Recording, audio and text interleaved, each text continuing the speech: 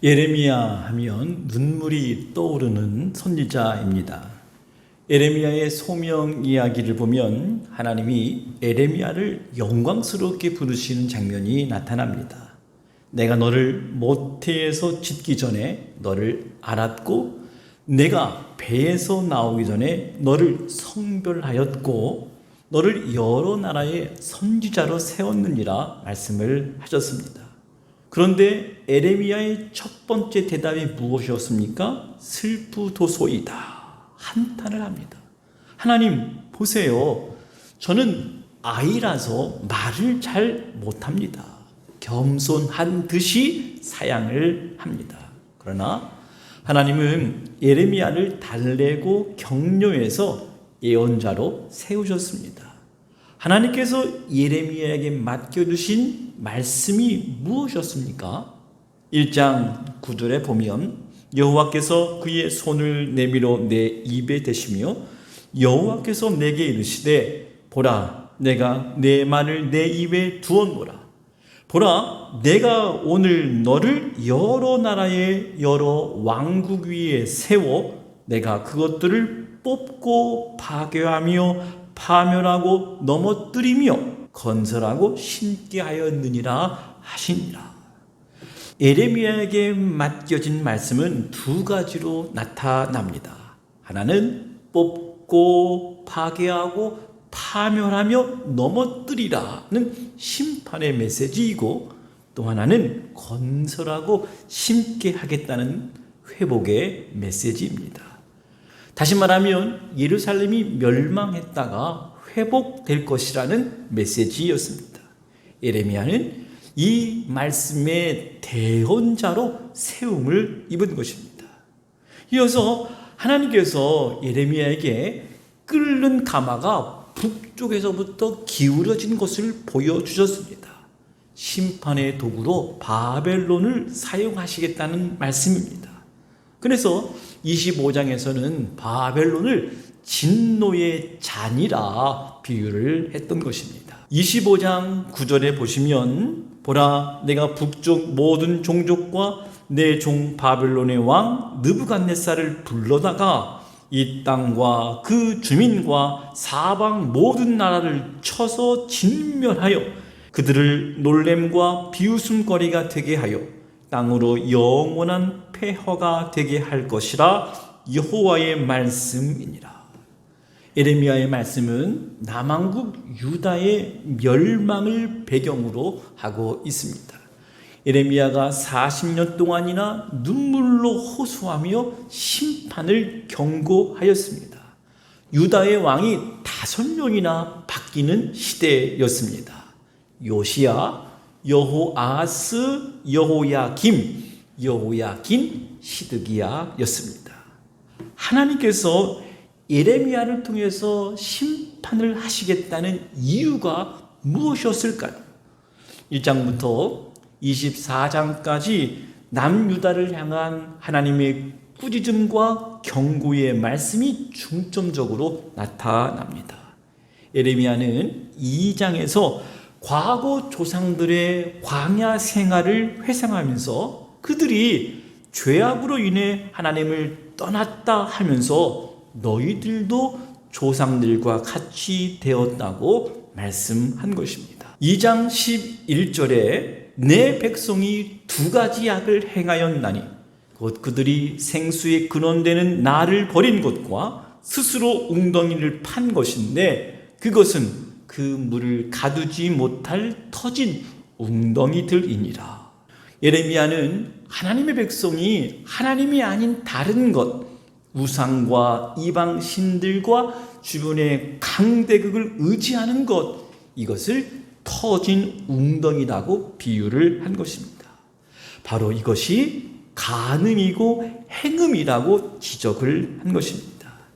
이스라엘은 많은 나라 중에서 하나님이 선택한 언약 백성입니다.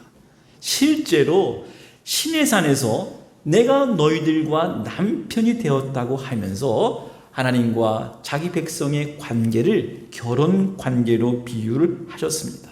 그런데 너희들이 배역을 했다. 3장 8절에서 책망합니다.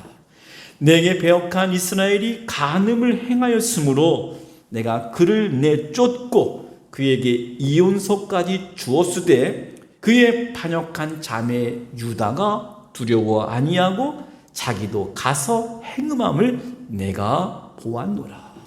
예레미야는 남한국 유다가 북쪽 이스라엘이 멸망하는 과정을 다 보았음에도 불구하고 깨우치지도 않고 회개도 하지 않고 우상과 이방신들과 주변의 강대국을 의지했다고 말한 것입니다. 여러분, 남왕국의 종교 지도자들과 백성들이 에레미야의 애언을 들었을까요? 에레미야의 선포를 사람들이 듣지 않았던 이유가 무엇이었을까요? 첫 번째는 메시지의 내용이 듣기 싫은 것이었습니다. 하나님이 그의 백성을 심판하신다는 사실과 포로로 잡혀갈 것이라는 예언의 말씀 때문이었습니다. 둘째는 바벨론을 들어서 그의 백성들을 징계하신다는 것이고 그 심판 앞에 항복하라는 메시지였기 때문입니다. 백성들은 위로받고 소망의 메시지를 듣기를 원하는데 에레미야는 도리어 적군 바벨론과 싸우지 말고 그들에게 항복해라, 그들의 포로로 끌려가라는 아주 냉혹한 권면을 했다는 것입니다. 세 번째는 거짓 선지자들 때문이었습니다. 그들의 메시지의 핵심을 너희들이 칼을 보지 아니하겠고 기근이 너희에게 이르지 아니할 것이고 내가 이곳에서 너희에게 확실한 평강을 주리라. 에레미야의 메시지와 정반대였습니다. 여러분, 백성들은 누구의 말을 들었을까요? 바로 여기에서 에레미야는 백성들과의 갈등이 일어났습니다. 그리고 주변의 다른 선지자들과도 갈등이 일어났습니다. 심지어 하나님, 왜 나를 부르셔서 이렇게 고통스럽게 하십니까? 하면서 하나님과의 갈등도 나타났습니다. 에레미야는 가족들로부터도 따돌림을 받았습니다. 이웃들에게 오해받고 비난을 받았는데 가족들로부터 이러한 핍박을 받았다고 하는 것은 더더욱 참기 힘들었을 것입니다. 그의 고향 사람들은 자기 고향의 명예를 더럽힌다고 그를 암살하고자 하는 음모를 꾸몄습니다. 권력자들은 에레미야를 반역죄를 적용해서 감옥에 가두기까지 했습니다. 제사장들은 예루살렘 성전도 망할 것이다 라고 선언한 에레미야를 잡아서 고문을 하기도 했습니다. 에레미야의 고통을 가중시킨 것은 하나님과의 끊임없는 갈등이었습니다. 하나님은 애초에 선지자가 되고 싶은 마음이 없었던 에레미야를 불러서 설득해서 선지자 소명을 주시고 내가 너와 함께 있을 것이다 말씀을 하셨습니다. 그러나 하나님의 보호는 기대한 것과는 달랐습니다. 그래서 에레미야는 하나님께 항의했습니다. 그의 비참한 심정을 알 수 있는 몇 구절이 있습니다. 4장 19절에 보면 슬프고 아프다. 내 마음속이 아프고 내 마음이 답답하여 잠잠할 수 없으니 이는 나의 심령 내가 나팔 소리와 전쟁의 경보를 들음이로다.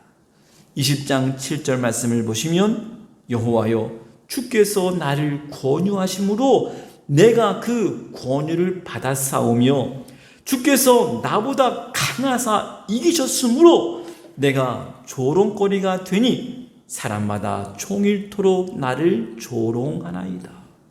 하나님이 에레미야를 꾀다시피 해서 하나님의 사역자가 되게 해 놓고서는 나를 하나님께서 사람들의 조롱거리로 만들었다는 것입니다. 에레미야의 이 비통한 심정이 그의 기도 안에 발견됩니다.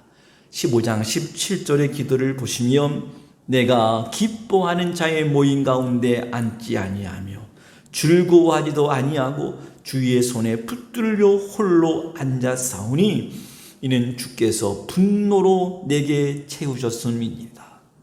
하나님이 자신을 버렸다는 생각으로 괴로워하고 있습니다. 에레미야의 심정 안에 극도의 외로움이 느껴집니다. 그 외로움이 원한으로 바뀌었습니다. 하나님께 대한 분노가 들어 있습니다. 에레미야가 어린 시절 하나님께 말씀으로 소명을 받을 때는 하나님은 그에게 생수의 근원이 되셨습니다. 그러나 분노로 가득 차 있는 눈으로 하나님을 보았을 때는 하나님께서 생수의 근원이 되기보다는 물이 말라서 녹이는 시내와 같은 분이라고 말한 것입니다. 15장 18절에 보면 나의 고통이 계속하며 상처가 중하여 낫지 아니함은 어찌 됨이니까 주께서는 내게 대하여 물이 말라서 속이는 시내에 같으리이까 항변하고 있습니다. 그런데 이렇게 영원히 신음하며 고통당하고 있는 에레미야에게 하나님의 말씀이 들려집니다.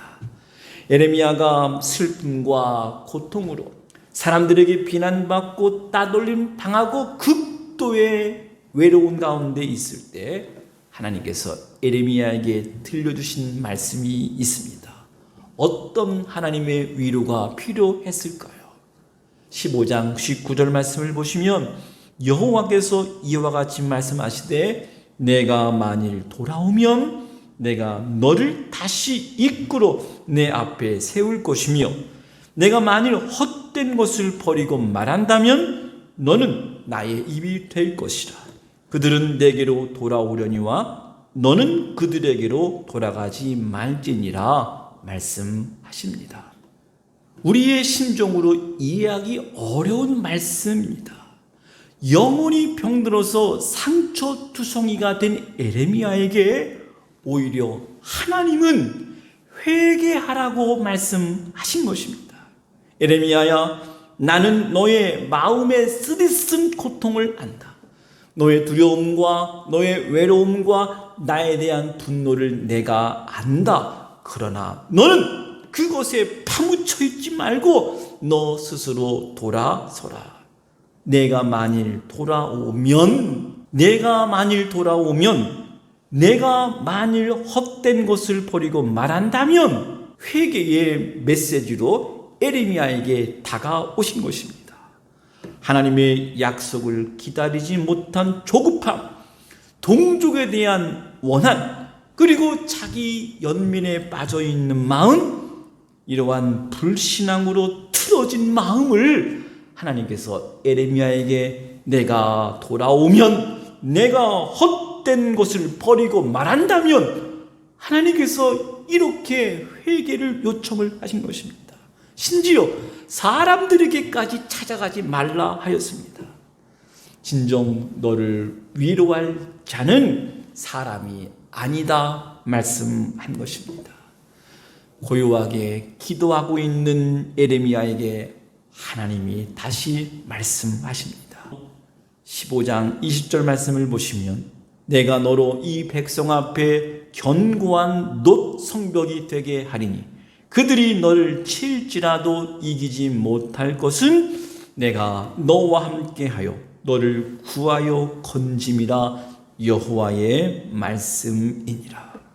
사랑하는 여러분, 하나님은 이스라엘 백성들로부터 많은 상처를 받아서 더 이상 예언자로서의 사명을 감당할 수 없는 사람을 놋 성벽처럼 견고하게 하시겠다고 말씀하신 것입니다. 마치 조개의 상처를 통해 진주가 태어나듯이 에레미야는 상처받은 한 가운데에서도 새 마음, 거룩한 하나님의 말씀, 하나님의 영이 임하여 뜨거운 마음으로 사명을 감당했습니다. 예레미야가 하나님의 말씀과 하나님의 영으로 충만해진 그의 고백을 우리가 알고 있습니다. 20장 9절 말씀에 보시면 내가 다시는 여호와를 선포하지 아니하며 그의 이름으로 말하지 아니하리라 하면 나의 마음이 불붙는 것 같아서 골수에 사무치니 답답하여 견딜 수 없나이다.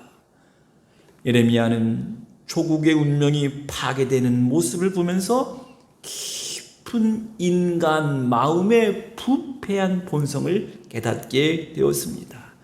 예레미야는 죄를 인간 본성과 연관하여 성찰했습니다. 예레미야는 인간의 지각은 악을 행하는 지각밖에 있을 뿐이고 선을 행하기에는 무지하다고 하는 것을 깨닫습니다. 더 나아가서 하나님이 자기 백성을 찢었음에도 불구하고 아픈 줄도 모르고 자기 백성을 멸하였을지라도 징계를 받지 아니하고 그들의 얼굴을 바위보다 굳게 하여 돌아오기를 싫어하기까지 했다. 그렇게 이해를 한 것입니다. 죄에 대해서 무감각한 상태가 되었다는 것입니다.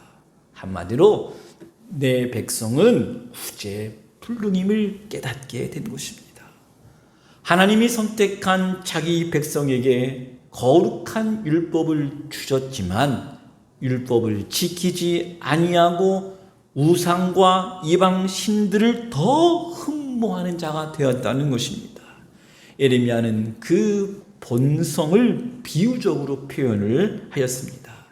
15장 23절에 구수인이 그의 피부를 표범이 그의 반점을 변하게 할 수 있느냐? 할 수 있을진데 악에 익숙한 너희도 선을 행할 수 있으리라. 이 말씀은 만일 사람이 그 피부색을 짐승이 그 가진 무늬를 바꿀 수 있다면 악에 익숙한 너희도 선을 행할 수 있을 것이다. 비웃듯이 말한 것입니다. 인간의 악한 속성은 영원히 버릴 수 없다는 말을 비관적으로 한 말입니다. 예레미야는 옛 언약 율법은 자기 백성들 하여금 너희들이 얼마나 악한 사람들인지를 알려준 선고문으로 깨달은 것입니다. 그러나 예레미야는 자신의 깊은 슬픔과 고통 후에 이러한 인간의 악한 본성은 사람의 힘과 노력이 아니라 하나님의 전적인 역사와 하나님의 은혜로 하나님이 그의 법을 우리 마음에 기록하여 주실 때에 인간 본성이 새로워지고 하나님의 백성으로 살아갈 수 있음을 깨닫게 된 것입니다.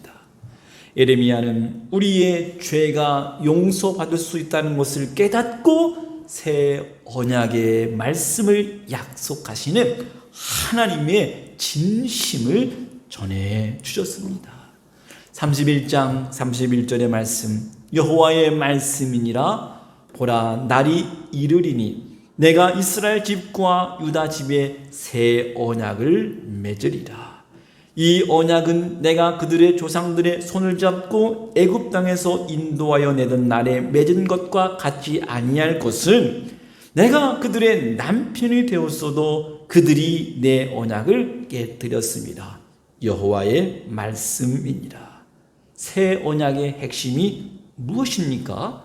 33절을 보시면 그러나 그날 후에 내가 이스라엘 집과 맺을 언약은 이러하니 곧 내가 나의 법을 그들의 속에 두며 그들의 마음에 기록하여 나는 그들의 하나님이 되고 그들은 내 백성이 될 것이라. 여호와의 말씀이니라. 옛 언약은 돌판에 기록하였지만 새 언약은 그들 속에 마음판에 기록한다는 말씀입니다.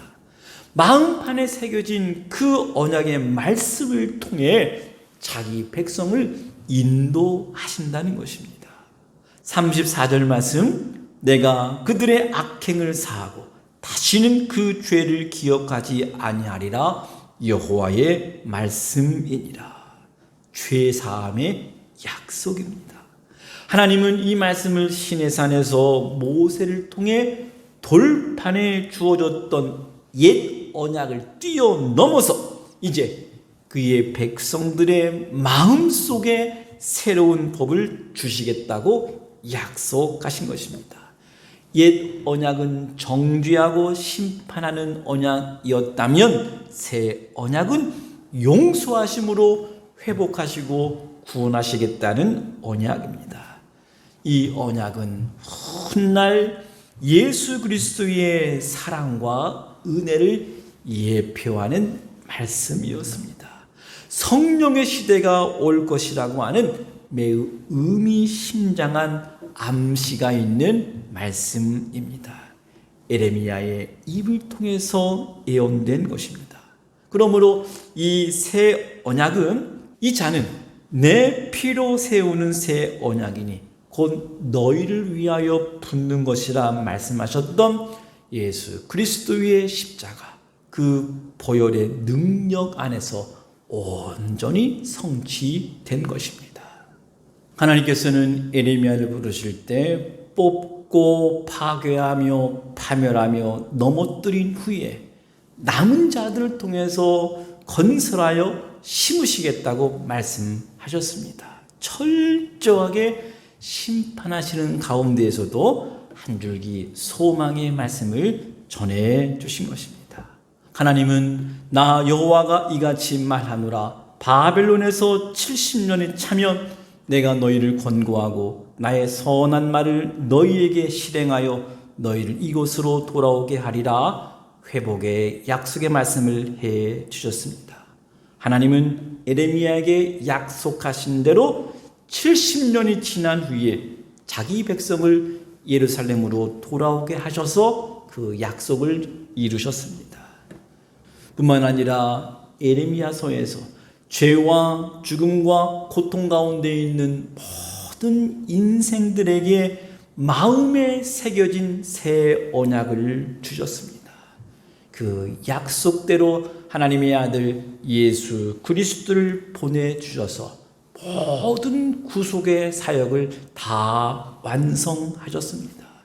그리고 약속하신 대로 성령을 보내주셔서 우리는 하나님의 인도와 보호 속에 살아가고 있습니다. 이스라엘 역사 가운데 가장 고통스러운 시기, 가장 고통스러운 심정으로 하나님의 사랑의 메시지를 전했던 에레미야서에서 오늘 저와 여러분을 향한 회복과 구원의 역사를 체휼하시는 놀라운 은총이 우리 모두에게 함께 하시기를 간절히 축원합니다.